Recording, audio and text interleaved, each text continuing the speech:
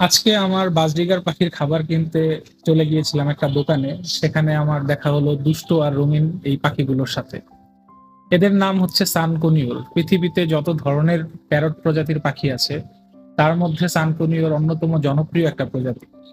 এদের আদি নিবাস মূলত দক্ষিণ আমেরিকার ব্রাজিল, গায়ানা এবং ভেনেজুয়েলার কিছু অঞ্চলে। সানকুনিউরের সবচেয়ে বড় আকর্ষণ হলো এদের উজ্জ্বল হলুদ, কমলা আর সবুজ রঙের পালক, যা সহজেই আপনার নজর কেড়ে নেয়। এরা খুবই বুদ্ধিমান, খেলাধুলা প্রিয় এবং মানুষের সাথে দ্রুতই বন্ধুত্ব করে ফেলে। ভালোবাসা আর সময় পেলে এরা মালিকের সাথে এতটাই ফ্রি হয়ে যায় যে পরিবারের একজন সদস্যের মতো আচরণ করতে শুরু করে। তবে একটা কথা বলে রাখা ভালো, এরা যেমন সুন্দর তেমনি বেশি দুষ্টু আর অনেক শব্দ করতে ওস্তাদ। সত্যি বলতে আমার খামারে যদি একটু বেশি জায়গা থাকতো তাহলে আমারও খুব ইচ্ছা ছিল কয়েকটা সানকুনিওর পাখি রাখার।